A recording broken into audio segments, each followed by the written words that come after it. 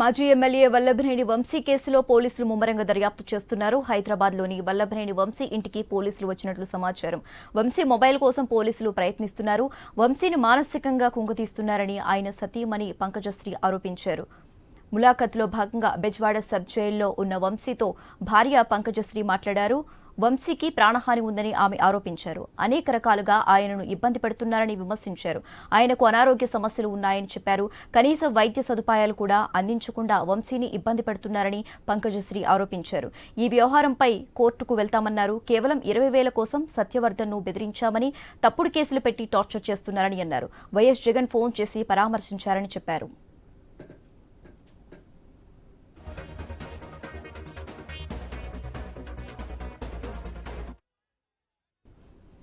ఇక ఇదే అంశానికి సంబంధించి మోర్ అప్డేట్స్ మా ప్రతినిధి యాకూబ్ ఫోన్ ద్వారా అందిస్తారు. యాకూబ్,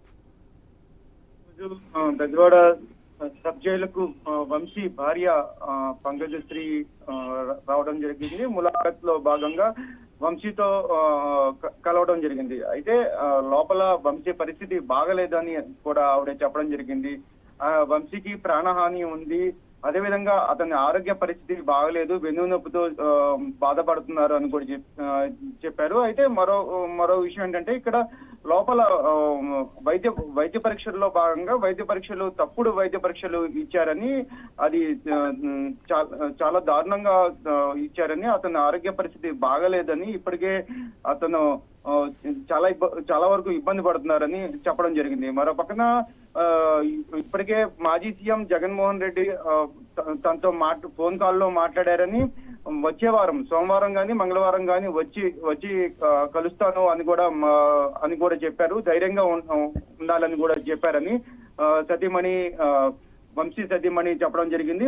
పూర్తిగా ఇప్పటికే వంశీ కేసుకి ఇప్పటికే పోలీసులు దూకుడు పెంచారని కూడా చెప్పుకోవచ్చు. ఒక పక్కన హైదరాబాద్ లో మై హోమ్ ఇంట్లో, సొంత ఇంట్లో సోదాలు నిర్వహిస్తున్న పరిస్థితి.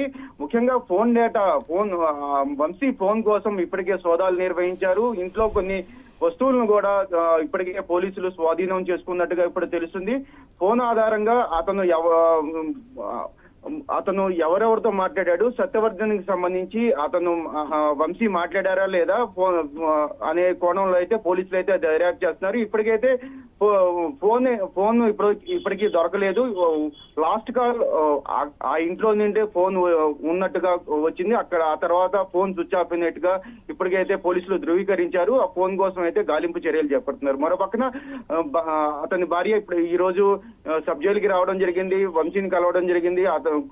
అతని ఆరోగ్యం పట్ల కొంచెం చాలా బాధతో మాట్లాడడం జరిగింది. ఈ నేపథ్యంలో ఇది పూర్తి స్థాయిలో ఒక 20,000 గురించి అతని భర్తని వేధిస్తున్నారు, అదేవిధంగా మానసికంగా కృంగదీస్తున్నారు అనేది కూడా ఆవిడ వాదన వినిపించింది. ఏదేమటికి దీనికి ఈ రోజు రేపట్లో కోర్టు ఆరోగ్యం పట్ల కోర్టులో మరో కేసు ఫైల్ చేస్తాము, అదేవిధంగా పూర్తి స్థాయిలో బయటికి తీసుకొచ్చేందుకు బెయిల్ కోసం కూడా ప్రయత్నిస్తున్నామని కూడా చెప్పడం జరిగింది.